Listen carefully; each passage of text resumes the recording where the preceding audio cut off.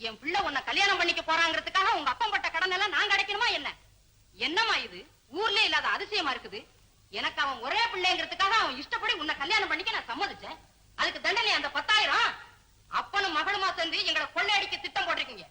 அப்ப நான் சரின்னு சொன்னதுனால என் பிள்ளைய உனக்கே எழுதி கொடுத்துருந்தா அர்த்தமா? அப்படி எல்லாம் சொல்லாதீங்கம்மா. நேத்து கூட அவர்கிட்ட இருந்து லெட்டர் வந்திருக்கு. நீங்க வேணா படிச்சு பாருங்க.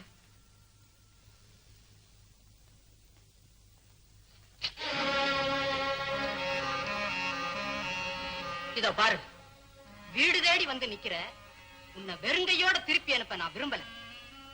உங்க அப்பா யாருக்கோ பட்ட கடனுக்காக சம்பந்தம் இல்லாத யாரோ ஒருத்தி அந்த 10,000 ரூபாய் பணத்தை கொடுத்து உதவி பண்ண தயாரா இருக்கேன். அம்மா, இப்பவே கும்பிடாத. நான் செய்யற உதவிக்கு பிரதி உபகாரமா நீ என் பிள்ளைய மறந்துடணும். சம்மதம்னா இப்பவே உன் கையில 10,000 ரூபாய் பணத்தை கொண்டு வரட்டுமா? சொல்லு.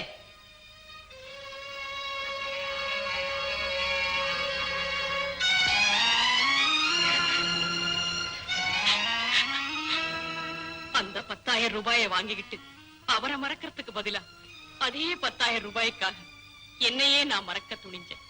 கூண்டுக்குள்ள அடைப்பட்டு கிடக்க நான் தயாராயிட்டேன். கடலால் கூட பிரிக்க முடியாத எங்களை என் அப்பாவோட கடன் பிரிச்சு வச்சது. என் ஆசைகள் எல்லாம் நிராசை ஆயிடுச்சு.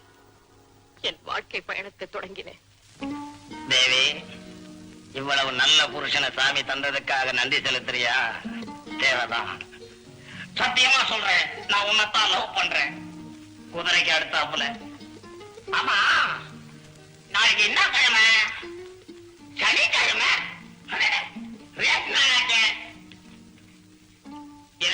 உன் அதிர்ஷ்டத்தை டெஸ்ட் பண்ணிடுவோம். இதுல ஏதாவது ஒரு நம்பர் தோடு, அது மேல 1000 இல்ல 10,000 ரூபாய் ஆடி பாட்டுறேன். சும்மா தோடிப்பா.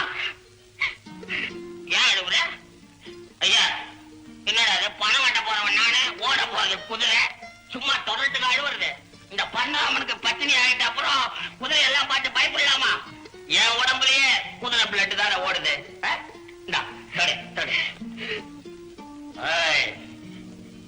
தொட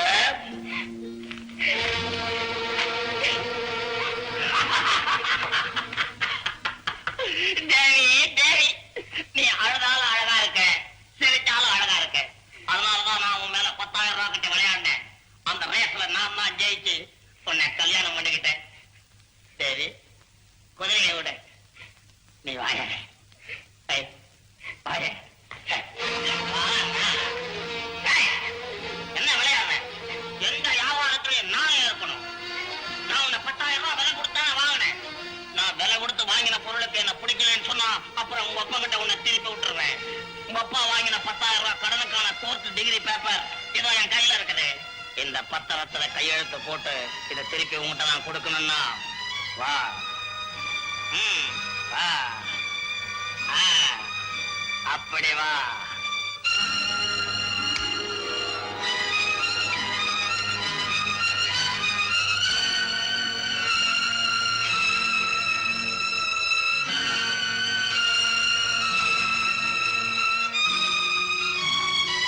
இதுதான் என் மன வாழ்க்கையின் முதலிரவு கதை.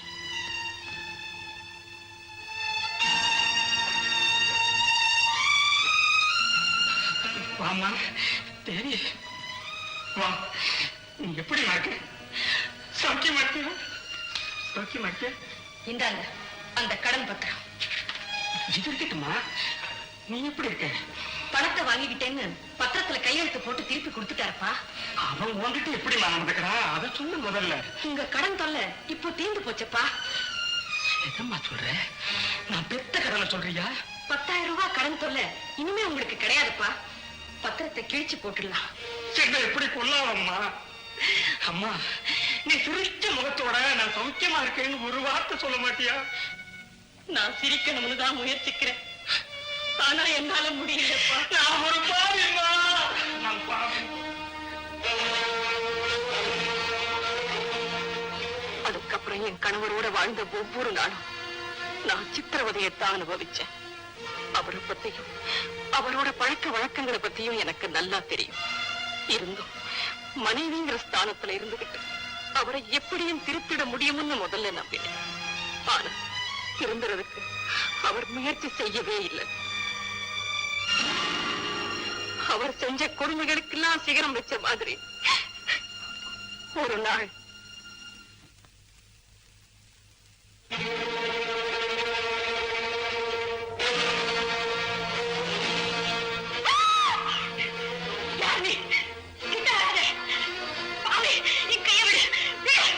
இப்பவே புருஷனை கூப்பிட்டு உன்னை என்ன செய்ய பாரு.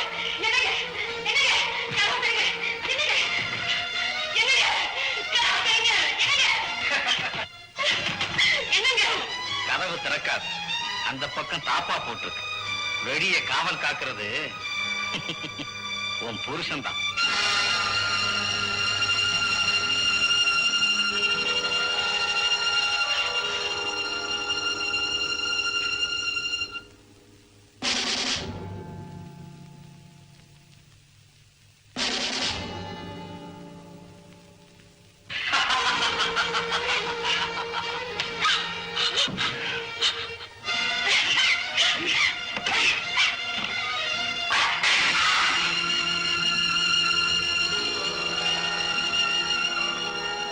எந்த மனைவிக்குமே ஏற்படாத ஒரு பயங்கரம் எனக்கு ஏற்பட்டுடுச்சு. அதுக்கு மேல நான் போற வழிதான் என்ன?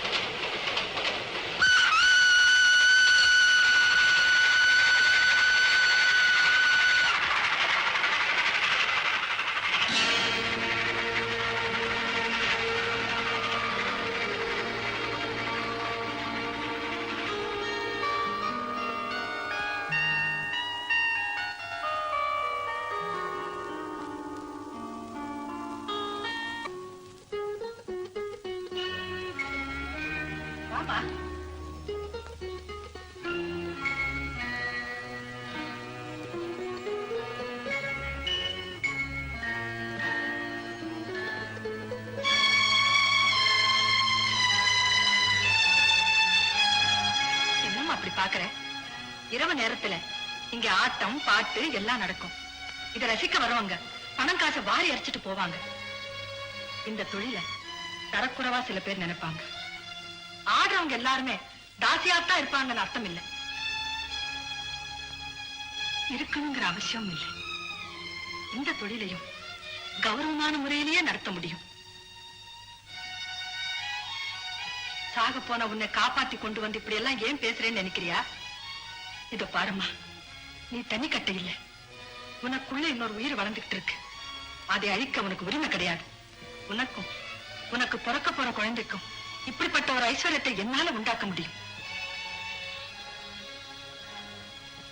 உன்னை வச்சு பணம் பண்ணத்தான் இப்படி எல்லாம் பேசுறேன்னு நீ நினைச்சா இதுக்கு நீ சம்மதிக்க வேண்டாம்.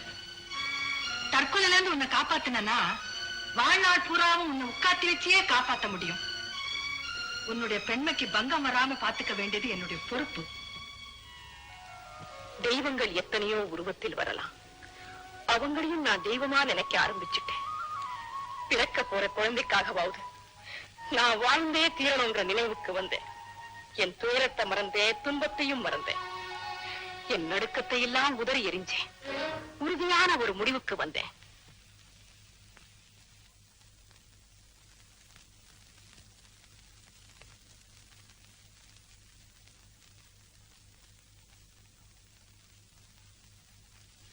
என்ன சொல்றேன்? நல்லா யோசனை பண்ணி சொல்லு.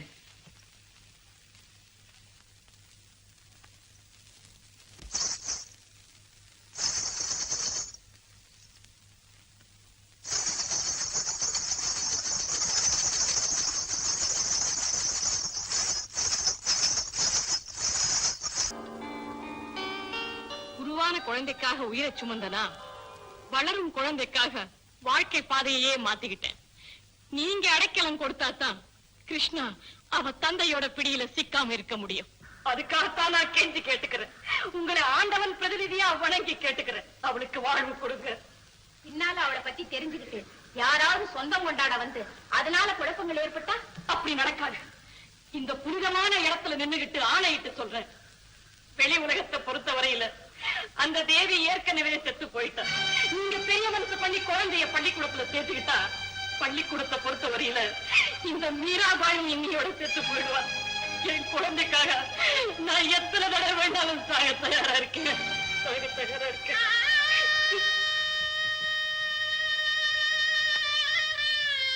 இவளை பாக்குறது இதுவே கடைசி தடவையா இருக்கும்.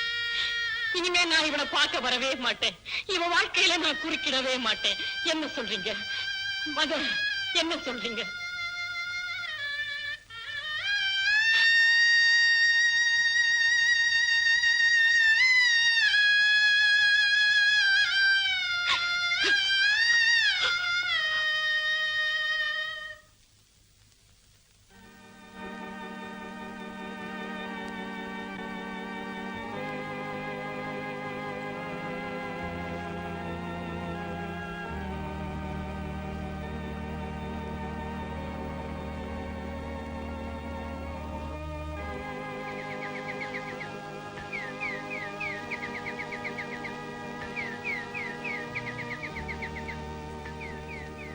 மேரி தாயே, என் குழந்தை ஒரு பாவமும் அறியாதவ, எந்த குத்தமும் செய்யாதவ.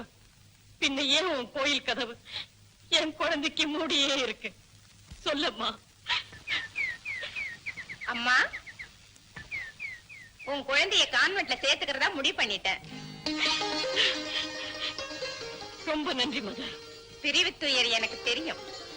மேரி மாதா அன்னை விட அன்பு காட்டி உன் குழந்தைய காப்பாத்துவா. நீ தைரியமா போ. வாமா.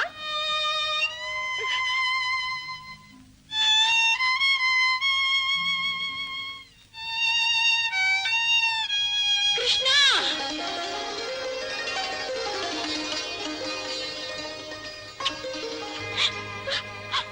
பாத்தியா, உன் மனசுல உறுதி இல்லம்மா. உன் பலகீனத்தினால உன் குழந்தைக்கு தான் தொந்தரவு. என்ன மன்னிச்சிடுங்க மதர். கம்.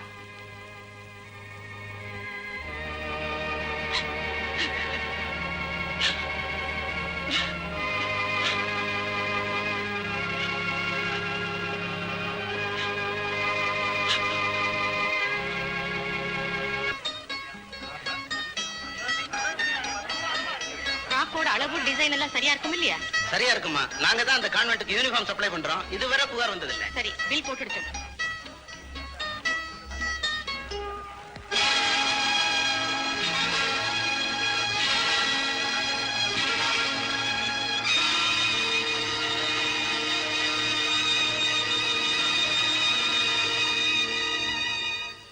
சுரேஷ், காலமெல்லாம் கைகோத்து போலான்னு கனவு கண்டுகிட்டு இருந்தோம். இப்ப கடைவீதியில அந்நீரடா சந்திக்கிறோம். உனக்கு கல்யாணம் ஆயிடுச்சா? கல்யாணம் ஆயிடுச்சான்னு கேட்டேன். ஏப்பா, இந்த துணியில ஒரு கோட்டும் ஒரு பேண்ட்டும் தைக்கணும்னா எவ்வளவு துணி வேணும்? வீட்டுக்காரருக்கு சூட்டா 3.5 மீட்டர் வேணுமா?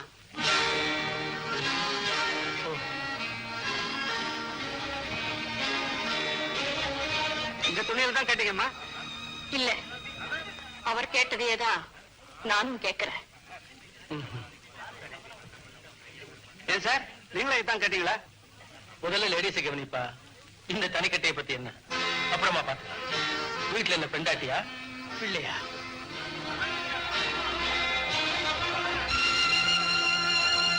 இந்த வெரைட்டில ஒரு பீஸ் வச்சுட்டுங்களா? வீட்டுக்காரருக்கு சூட்டு தைச்சுக்கலாமே. வேண்டாப்பா, நல்லா இருக்கேன்னு கேட்டேன். அந்த அதிர்ஷ்டம் எனக்கு இல்ல.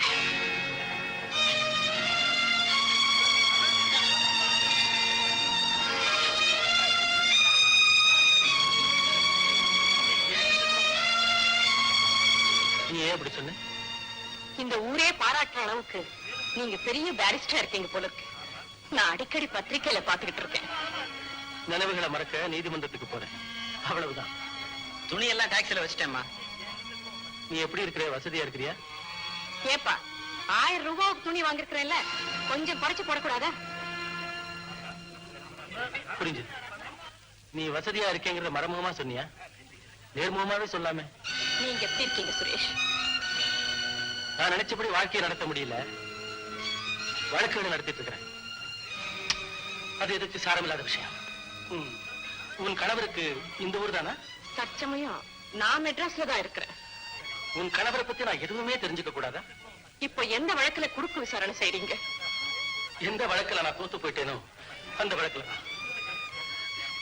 நான் அவசரமா போய்கிட்டு இருக்கேன், இங்கே நேரம் ஆயிடுச்சு, நான் வரேன். தேவி, தேவி, தேவி. ஏற்கனவே தோத்து போன வழக்க விட்டுட்டு தயவு செய்து ஜெயிக்கிற வழக்க பத்தி யோசிங்க. தேவி, நான் தேவி இல்ல.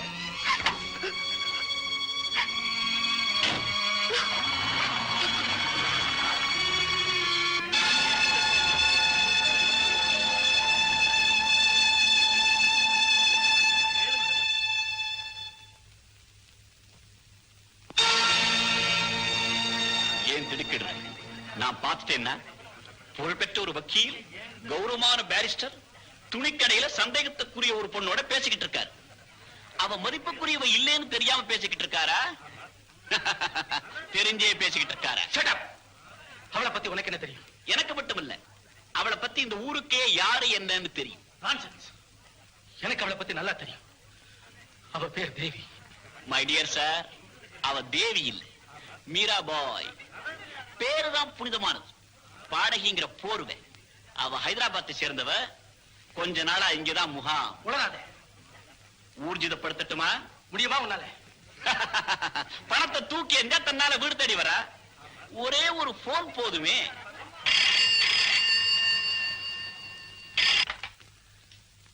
ஹலோ, யார் பேசுறது? யாரு?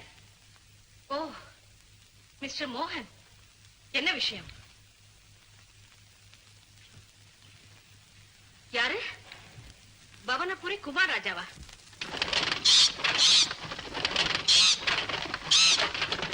சரி, பார்க்கலாம். இன்னும் கொஞ்ச நேரத்துல நான் இங்க வரேன்.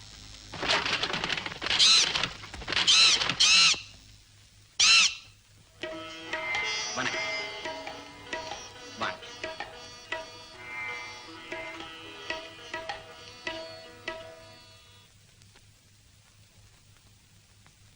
நீங்க உட்காருங்க, நான் அவர்கிட்ட சொல்லிட்டு வந்துடுறேன்.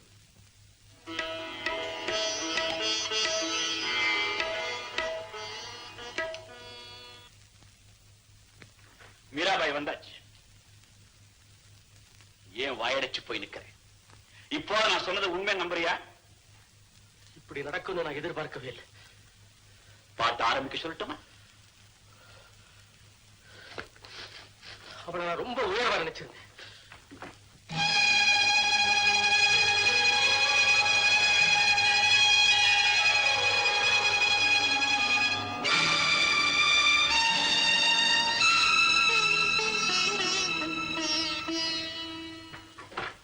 சும்மா சொல்லக்கூடாது, ரொம்ப அற்புதமான குரல்.